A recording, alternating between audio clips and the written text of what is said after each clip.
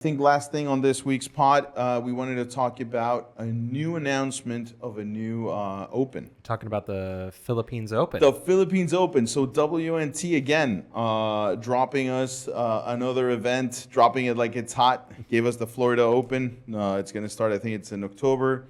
New event. And now they just dropped the Philippines Open.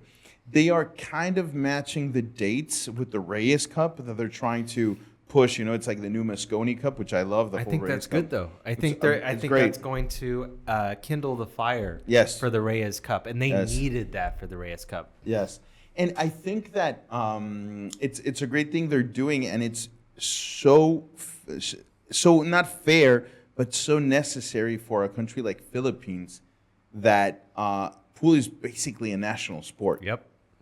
Like you can just like Google people playing a pool in Philippines. Anybody is like one of the greatest players. Manny Pacquiao, one of the greatest boxers of all time, is a fantastic pool player. He'd try to beat the bartender at any bar. Any in the bar. Philippines. So, and he would probably kick your butt. So, so again, this is great for the Philippines. But one thing that is awesome that I really like is we'll put the clip on top of this, but the place where they're doing it, I want to get your thoughts. It's such a cool venue. The multi-level venue.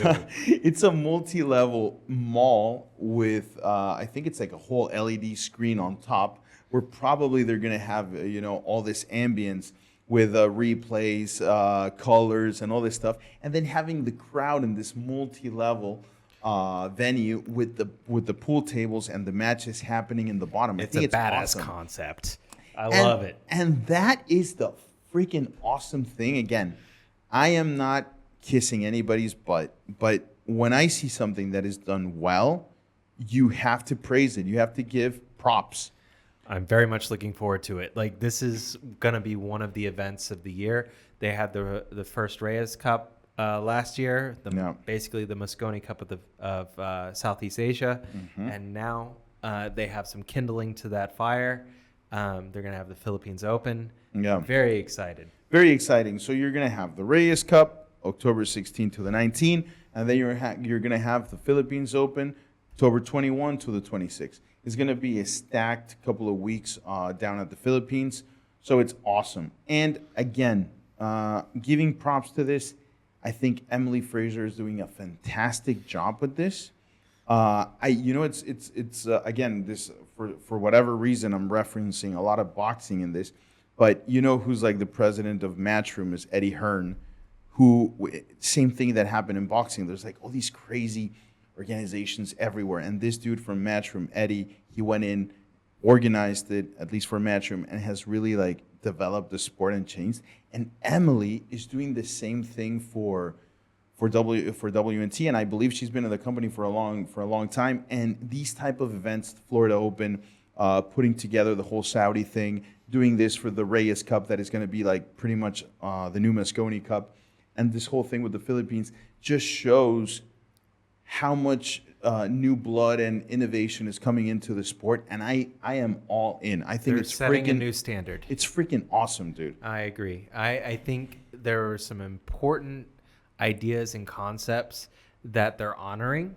Yeah. I mean, they know this is a gambling money sport. Yeah. And they don't want to scare away the money. They need to have big prizes, and they need to be inclusive for the current pool community. But to set those standards, hey, you're not coming in jeans. Yeah. And you know what? Like, that's something I value. I mean, we're talking about all the things that could be improved in the state of the viewing, the streaming, the information of Q Sports and pool. But it's also important to understand the actual state of where pool is at. And I saw an interview with, I think it was 60 Minutes as well, with Emily Fraser, where they were asking her, what's your opinion about the gambling side of it with pros? And she said she's not against it and there's nothing wrong with it. And with the current state of pool, she's actually right. I mean, you can't take, it's not exactly gambling, but you can't tell, for example, what happened last weekend. Gorst and SVB that are part of the WNT be like, no, you can't do this. Like, that's great for the sport. Look how much interest. I feel like you're coming around right now. I'm coming around, dude. I am. But look how much interest was generated last weekend, and how much we were so hyped up, like so much energy around this whole thing. So I don't know, man. I'm really hyped with different things that are happening with the sport. There's things to improve that we've talked about, but in general, it's like I feel hope, and I feel like things are taking a good turn. Absolutely. Pool was born out of gambling. Like, I don't think that's going anywhere. No. That's human nature for you, but they're handling it the right way. For sure. In my opinion, obviously they're not having a gambling floor like in the past where the tournaments were just a venue for people to come gamble. They compete, but they're there to actually which throw is down right. some stacks. You shouldn't do that.